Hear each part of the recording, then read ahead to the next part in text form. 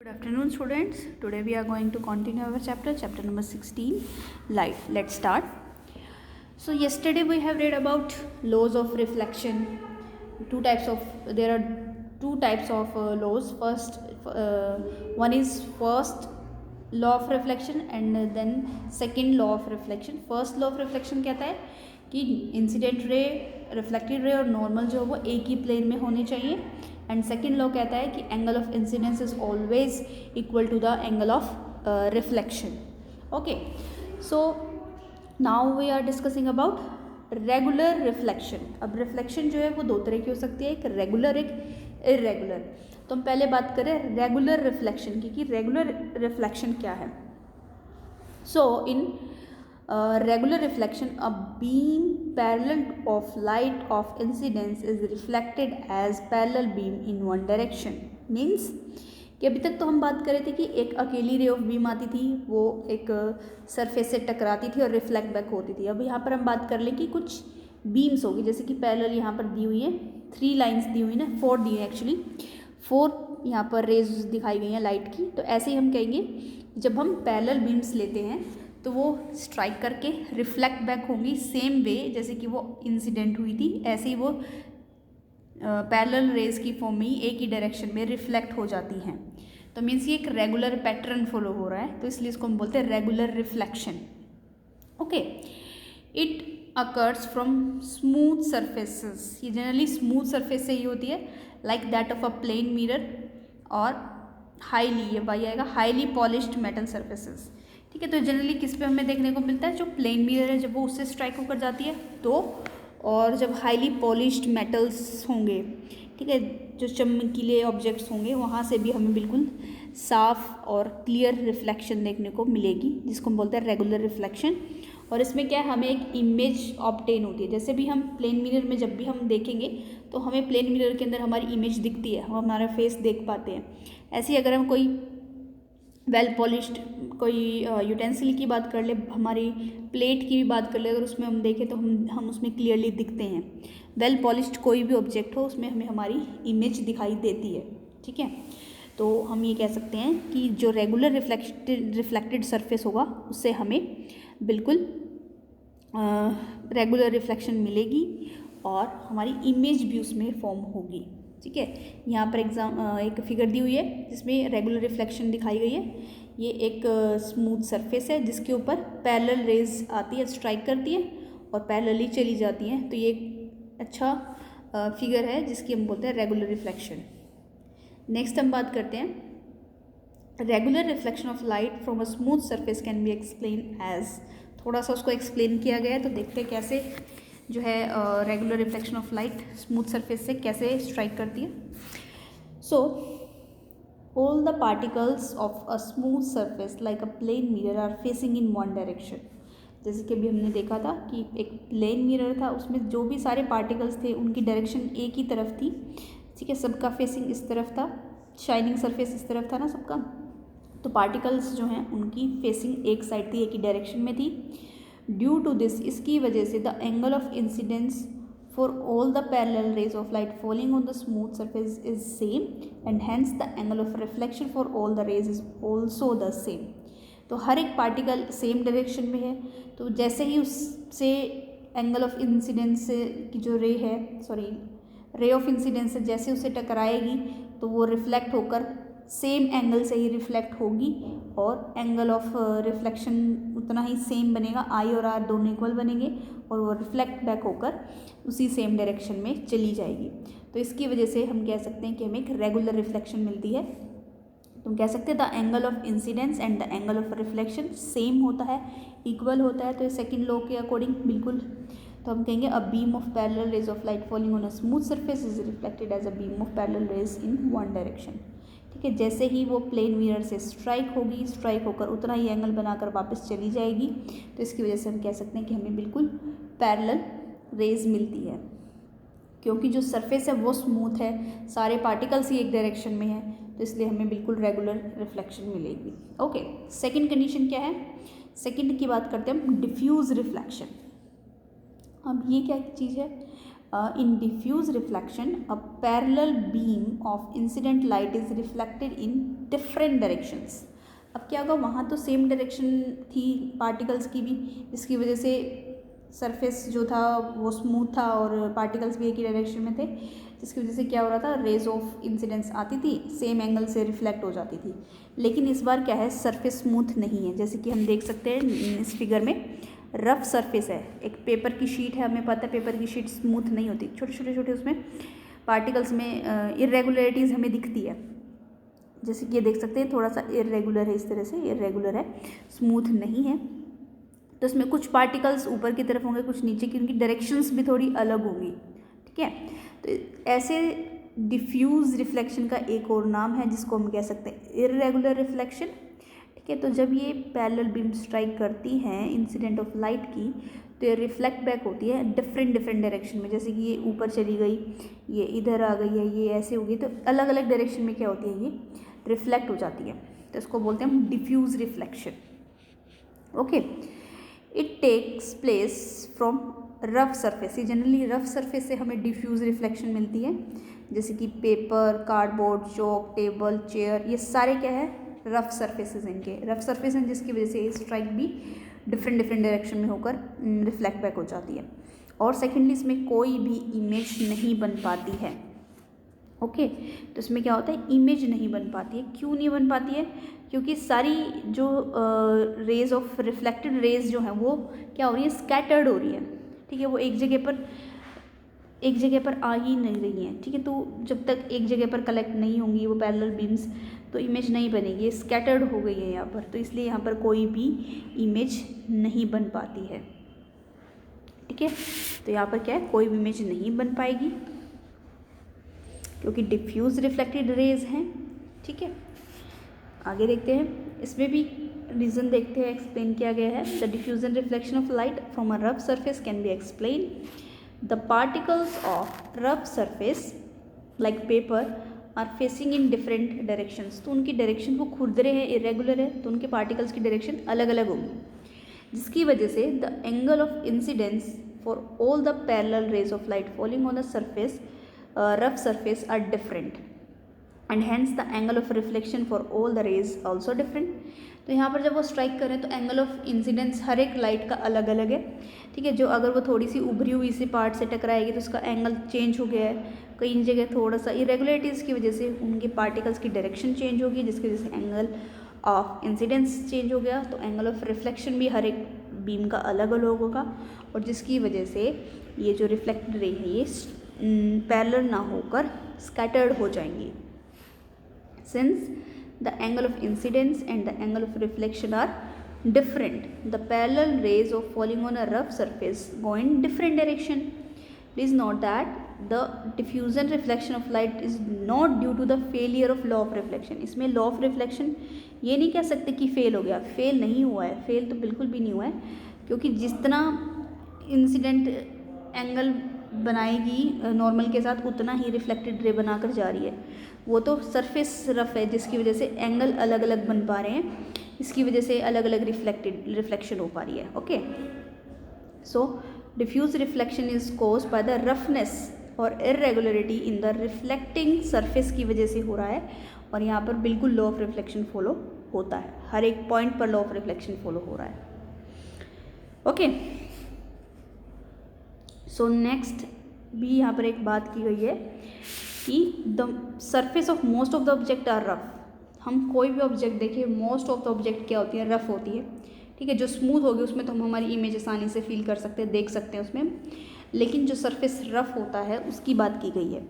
So most of the objects around us cause diffusion reflection of light and scattered the light falling on them in all direction. तो क्या होता है, वो mostly object क्या होती हैं, रफ होती हैं, और उनके ऊपर जो भी लाइट्स आकर स्ट्राइक करेंगी वो क्या हो जाती हैं, स्कैटर्ड हो जाती हैं, फैल जाती हैं, क्योंकि डिफ्यूज़न उसमें डिफ्यूज़ रिफ्लेक्शन उसके अंदर होती है। Okay, in fact we can see these objects only because they scattered away falling in all direction. और उनको हम तभी देख पाते हैं क्योंकि वो लाइट को स्कैटर्ड कर पा रही है। ठीक है, जैसे कि यहाँ पर एक एग्जांपल भी दिया है कि अगर एक टेबल के ऊपर कोई बुक रख दी जाए, ठीक है, तो हम किसी भी रूम में किसी भी कोने में जाएं तो वो हमें बुक वो विजिबल होगी। ठीक है, हमें वो दिखेगी, क्यों दिखेगी? क्योंकि बुक का सरफेस जो है वो बहुत रफ़ है, ठीक है, बहुत तरीके से मतलब रफ़ होता है। तो जैसे ही इंसिडेंट लाइट उस पर स्ट्राइक करती है तो जो लाइट्स हैं वो क्या हो जाती है, रिफ्लेक्ट हो जाती हैं और स्कैटर्ड हो जाती हैं, पूरे रूम में स्कैटर्ड हो जाएंगी। और हमें जो है वो स्कैटर्ड लाइट जब हमारी आइज़ में आएंगी, ठीक है, तो हम उसमें क्या कर पाएंगे, उसको देख पाएंगे। ठीक है, एक एग्जांपल ये। एक और एग्जांपल है सिनेमा स्क्रीन का। जैसे हम थिएटर में मूवी देखने जाते हैं तो जो सिनेमा की जो स्क्रीन होती है वो भी बहुत रफ़ होती है, ठीक है, स्मूथ नहीं होता, उसका सरफेस रफ़ होता है। सो वहाँ पर जैसी रेज़ आती हैं, रेज़ ऑफ लाइट आती हैं, वो स्ट्राइक करती हैं तो डिफ्यूज़ हो जाती हैं। डिफ्यूज़न रिफ्लेक्शन होता है लाइट का, इसीलिए हमें पूरे सिनेमा में जो है लाइट रिसीव होती है और हम देख पाते हैं उसे। सो cinema screen receives light from a film projector से वो लाइट रिसीव करेगी, पैरेलल बीम्स आएंगी, लेकिन वो स्ट्राइक होकर स्कैटर्ड हो जाती हैं ऑल डायरेक्शन में, और पूरे सिनेमा हॉल में हमें क्या है, जो भी लोग बैठे हैं उनको वो पिक्चर दिखाई देती है स्क्रीन के ऊपर। ओके, सो ये था एक और डिफ्यूज़ रिफ्लेक्शन का एडवांटेज कह सकते हैं हम, ये एक एडवांटेज है उसका। ओके, तो ये तो बात थी हमारी टू टाइप्स ऑफ रिफ्लेक्शन की, रेगुलर, इरेगुलर, और इरेगुलर का ही नाम है डिफ्यूज़ रिफ्लेक्शन। अब आगे हम नेक्स्ट बात करते हैं image of formation of image in a plane mirror. अब हम बात करें कि जो एक प्लेन मिरर है उसके अंदर इमेज कैसे बनती कैसे है। ओके, सो यहाँ पर एक फिगर दी गई है जिसमें दिखाया हुआ है, ये एक हमारा डायग्राम है, रे डायग्राम इसको बोलते हैं। ठीक है, ये एक रे डायग्राम है, जब हम ड्रॉ करते हैं लाइन से तो उसको रे डायग्राम कहते हैं। ठीक है, तो एक रे डायग्राम रिप्रेजेंट किया गया है यहाँ पे, इसके थ्रू देखते हैं कि एक प्लेन मिरर में इमेज कैसे बनती है। सो यहाँ पर एक प्लेन मिरर है जिसका M और M' नाम दिया हुआ है। ठीक है, पता है उसका एक साइड जो है शाइनी सरफेस होगा, एक तरफ शाइनी सरफेस नहीं होगा, यहाँ पर शाइनी सरफेस होगा, और ये जो ऐसे लाइनें रिप्रेजेंट हो रही हैं ये जो है अनशाइनी सरफेस है और ये शाइनी सरफेस है। क्लियर। नेक्स्ट इसमें हमने क्या करना है, यहाँ पर हमने एक ओ ऑब्जेक्ट रख दिया मिरर के सामने, यहाँ पर हमने मिरर के फ्रंट में एक ऑब्जेक्ट को रख दिया है। ठीक है, अब यहाँ से क्या होगा, जैसे ही रेज जो है स्ट्राइक करेंगी मिरर से, हम इसको ड्रॉ करते रहेंगे जैसे जैसे हम स्ट्राइक करेंगे, तो यहाँ से हम 2 बीम्स ऑफ लाइट को स्ट्राइक कराएंगे। ठीक है, तो ये एक गई ये वाली AO, ठीक है, AO जो एक बीम है, और ये एक इंसिडेंट रे है, ठीक है, जो स्ट्राइक करी है मिरर पर A पोजीशन पर स्ट्राइक करी है। सो OA हो गई है। ठीक है, और ये क्या है, ये एंगल बना रही है नॉर्मल के साथ, यहाँ पर नॉर्मल हो गया। ठीक है, नॉर्मल के साथ ये एंगल बना रही है I, तो उतना ही ये एंगल क्या करेगी, रिफ्लेक्टेड रे के साथ बनाएगी और रिफ्लेक्ट बैक हो जाएगी, तो यहाँ से रिफ्लेक्ट होकर आगे की तरफ चली गई। ठीक है, और ये बन गई AX जो है वो रिफ्लेक्ट होकर चली गई। एक और 2 बीम्स हम ले रहे थे, एक और बीम हम लेंगे जो होगी OB। ठीक है, OB होगी ये वाली OB, जो प्लेन मिरर पर B पे स्ट्राइक करेगी, और सेम इसका जो एंगल होगा वो होगा एंगल ऑफ इंसिडेंस। एंगल होगा इंसिडेंस इक्वल होना चाहिए एंगल ऑफ रिफ्लेक्शन के, तो वो इक्वल होते हुए वो चली जाएगी इधर की तरफ, तो बन जाएगी BY is reflected ray. Clear. अब क्या होगा, ये दोनों रिफ्लेक्टेड रे थी, अब ये जो है, जो दोनों रिफ्लेक्टेड रे थी, कौन सी रिफ्लेक्टेड रे, कौन सी हमारी AX और BX, 2 रिफ्लेक्टेड रे हैं। ठीक है, सॉरी BY, 2 रिफ्लेक्टेड रे कौन सी होगी, AX एंड BY, ये दोनों रिफ्लेक्टेड रे हैं। ठीक है, जब हम इन दोनों की बात करें तो हम देखते हैं कि मिरर के सामने, इन फ्रंट ऑफ मिरर, ये दोनों मीट नहीं करती है। ठीक है, मीट नहीं कर रही मीन्स ये क्या नहीं कर रही है कि रियल इमेज तो बना नहीं पा रही है, क्योंकि मीट ही नहीं कर रही है तो रियल इमेज तो ये नहीं बना पा रही है। ठीक है, तो रियल इमेज ये नहीं बनाएंगी, ये बनाएंगी वर्चुअल इमेज। ये हम 7th क्लास में भी पढ़ चुके हैं, real image, virtual image. Real image वो इमेज होती है जो हमें एक स्क्रीन पर ऑब्टेन हो सकती है, और वर्चुअल इमेज जो है हम जो डायरेक्टली स्क्रीन पर ऑब्टेन नहीं होगी वो बिहाइंड द मिरर बनती है। तो यहाँ पर हमने देखा जो दोनों रेज हैं वो मीट नहीं कर रही हैं, मिरर के सामने तो बिल्कुल मीट नहीं कर रही हैं, तो इसलिए हम क्या करेंगे, इनको बैक एक्सटेंड कर देंगे पीछे की तरफ, मिरर के पीछे की तरफ जब हम इनको एक्सटेंड करेंगे, जैसे कि यहाँ डॉटेड से इन्होंने रिप्रेजेंट करके एक्सटेंड कर दिए दोनों रेज, और जो दोनों रेज है वो आकर मीट कर रही है आई पोजीशन पर, जिसको बोला हुआ है इमेज। ठीक है, तो यहाँ पर जो इमेज बनी है वो बन गई है वर्चुअल इमेज। ठीक है, और यहाँ से जब हम यहाँ से हमारी आइज़ में जब हम देखेंगे, जब ये दोनों रेज हमारी आइज़ में रिफ्लेक्ट हो रही थी, तो अब हमें इमेज जो है वो कहाँ दिखेगी, बिहाइंड द मिरर, ये मिरर के पीछे दिखेगी हमें इमेज। ठीक है, तो ये पूरा जो है ये है formation of image in plane mirror.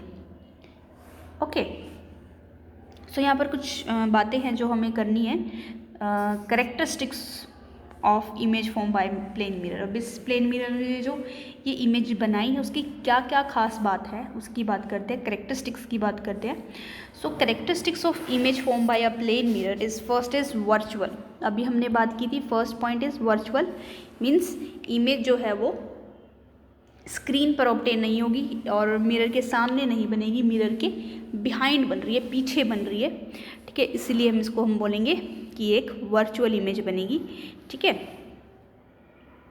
जब भी हम कोई मिरर, मान लो हमें अपना फेस देखना है या कुछ भी, तो हम मिरर में जब हम देखते हैं तो हमें हमेशा मिरर के अंदर दिखते हैं हम। ठीक है, तो ये क्या होती है, हमेशा वर्चुअल इमेज बनती है। ठीक है, जैसे यहाँ पर शो भी किया गया है, ये एक मिरर है, यहाँ पे एक ऑब्जेक्ट रखी है और इसकी इमेज हमें कहाँ ऑब्टेन हो रही है, बिहाइंड द मिरर। ये बिहाइंड द मिरर हमें इसकी ऑब्टेन हो रही है इमेज। तो फर्स्ट कैरेक्टरिस्टिक्स क्या होगी प्लेन मिरर की इमेज बनने की, कि वो जो इमेज बनेगी, the image form by a plane mirror is virtual. ठीक है, तो इससे इमेज जो बनेगी वो हमेशा वर्चुअल बनेगी। Second, the image form by a plane mirror is behind the mirror, हमेशा मिरर के पीछे बनेगी। ठीक है, जैसे हमने यहाँ देखा बिहाइंड द मिरर ही बन रही है, ये ऑब्जेक्ट थी और इमेज यहाँ बनी है मिरर के पीछे, तो इमेज हमेशा ही बिहाइंड द मिरर बनेगी।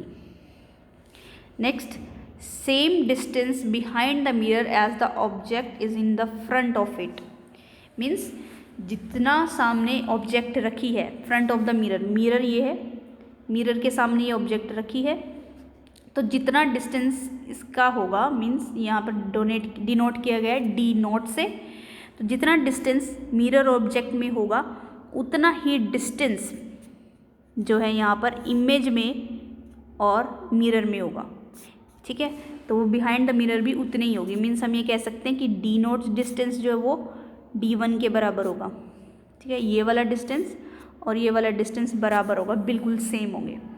ठीक है, जितना ये वाला डिस्टेंस है उतना ही ये वाला डिस्टेंस होगा। ये सेकंड पॉइंट क्लियर करना चाहता है। तो अगर मैं बोलूँ कि इन दोनों ऑब्जेक्ट्स के बीच में कितना डिस्टेंस होगा, ऑब्जेक्ट और इमेज के बीच में, अगर मैं आपसे क्वेश्चन पूछूं कि what is the distance between object and image, तो आप बताओगे कि ये वाला डिस्टेंस, सॉरी इतना डिस्टेंस और इतना डिस्टेंस अगर हम प्लस कर दें, मीन्स D0 प्लस कर दे D1, तो ये टोटल हमारे पास डिस्टेंस आ जाएगा ऑब्जेक्ट में और इमेज में कितना डिस्टेंस कवर किया है। Okay, next point is same size as object, means जितना ऑब्जेक्ट का साइज होगा उतना ही इमेज जो फॉर्म होगी बाय प्लेन मिरर उतना ही साइज होगा। ठीक है, so the image formed by in a plane mirror is same size as object. तो यहाँ देखिए हमने इसकी हाइट इतनी थी, तो इमेज की हाइट भी सेम है, सेम लेवल पर ही आ रही है दोनों। ठीक है, तो H0 यहाँ दिखाया है और HI दोनों क्या होंगे, HO और HI दोनों ही क्या होंगे, इक्वल होंगे। ठीक है, तो यहाँ से ये भी क्लियर हुआ कि दोनों की हाइट क्या होगी, बिल्कुल सेम होगी। Next, erect, the image form by a plane mirror is erect. Erect means सीधी होना, तो इमेज जो बनेगी वो सीधी बनेगी। जैसे यहाँ पर ये इमेज थी तो ये एरो जो है ऊपर की तरफ थी एरो, तो इमेज भी जो है ऑब्जेक्ट की वो ऐसी बनी एरो वाली, तो इरेक्ट इमेज बन रही है। ठीक है, अगर इन्वर्टेड बनती तो इन्वर्टेड कैसे बनती है, उल्टी बनती है ऐसे, लेकिन उल्टी नहीं बनती है। यहाँ पर इमेज कैसे बनती है, इरेक्ट बनती है, सीधी बनती है। तो जैसे हमने देखा है ऑब्जेक्ट की एरो ऊपर है तो इमेज की एरो भी ऊपर है, तो यहाँ पर इमेज कैसे बनेगी, इरेक्ट सीधी बनेगी। And the last is lateral inversion, means the image in a plane mirror is lateral inverted. Means lateral inverted का क्या मतलब है कि हमें वो लेटरली मिरर में उल्टा दिखेगा। कैसे, जैसे कि एक फिगर है, यहाँ देखो, ये एक सामने प्लेन मिरर रखा है, ठीक है, प्लेन मिरर है, यहाँ पर एक लड़का खड़ा है, उसने क्या किया, अपना राइट हैंड अप किया मिरर के अंदर, लेकिन मिरर में हमें क्या दिख रहा है कि ऐसा दिख रहा है कि पर्सन ने अपना लेफ्ट हैंड अप किया है, ठीक है। तो ये हमें क्या दिख रहा है, लेटरली इन्वर्टेड दिख रहा है, ठीक है। ये हम अक्सर हमारे लाइफ में भी हम नोटिस करते हैं, जब भी हम प्लेन मिरर हमारे मिरर के सामने, जो हमारे घरों में मिरर होता है मेनली वो प्लेन मिरर ही होता है, ठीक है। उसमें हम जब देखते हैं, हम हमारा अगर राइट हैंड अप करते हैं तो मिरर में हमें दिखता है हमने लेफ्ट हैंड अप किया है। तो इस तरह से जो अपोजिट दिखता है ये भी एक प्रॉपर्टी है इसकी, प्लेन मिरर की, और इसको हम बोलते हैं लेटरल इन्वर्टेड इमेज बनना, ठीक है। जो लेफ्ट साइड की ऑब्जेक्ट होगी वो हमें राइट साइड में दिखेगी इमेज में, और जो राइट साइड पे ऑब्जेक्ट होगी वो हमें लेफ्ट साइड पर दिखेगी। तो this change of side of an object and it's mirror image is called lateral inversion. इसको हम बोलते हैं लेटरली इन्वर्जन होना।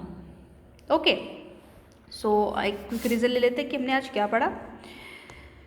सो पहले हमने आज बात की रेगुलर रिफ्लेक्शन की, कि जब पैरेलल बीम्स आती हैं और वो स्ट्राइक करके पैरेलली बीम्स रिफ्लेक्ट होकर सेम डायरेक्शन में चली जाती है तो उसको हम रेगुलर रिफ्लेक्शन बोलते हैं। और इसमें हमेशा स्मूथ सरफेस से बनती है और इनमें इमेजेस बनती है, हमें इमेजेस बनी मिलती है। नेक्स्ट हमने बात की डिफ्यूज रिफ्लेक्शन की, जिसका दूसरा नाम इरेगुलर रिफ्लेक्शन है। इसके अंदर जो है पैरेलल बीम्स जब स्ट्राइक करती हैं आके तो रिफ्लेक्ट होकर वो डिफरेंट डायरेक्शन में चली जाती हैं, वो एक रेगुलर हमें रिफ्लेक्टेड रेज नहीं मिलती, और ये जनरली रफ सरफेस में होती है और इनमें कोई इमेज भी नहीं बन पाती है। लेकिन इसका एक एडवांटेज ये है कि ऑब्जेक्ट जब डिफ्यूज़ करती है रिफ्लेक्शन को तो लाइट को स्कैटर करती है, जिससे हमें ऑब्जेक्ट जो अगर हम किसी भी कॉर्नर में या किसी कहीं पर भी दूर खड़े हैं तो ऑब्जेक्ट हमें दिख जाती है, क्योंकि वो लाइट स्कैटर्ड हो रही होती है। सिनेमा स्क्रीन्स पर भी हमें ऐसे ही फिनोमिना देखने को मिलता है।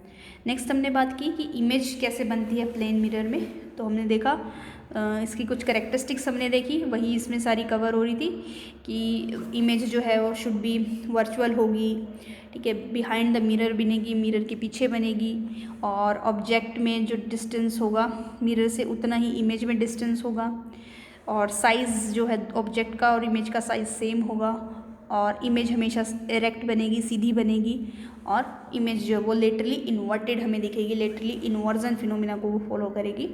सो ये सारे करेक्टरिस्टिक्स थे हमारे image form by plane mirror के। So this is all for today. Thank you students.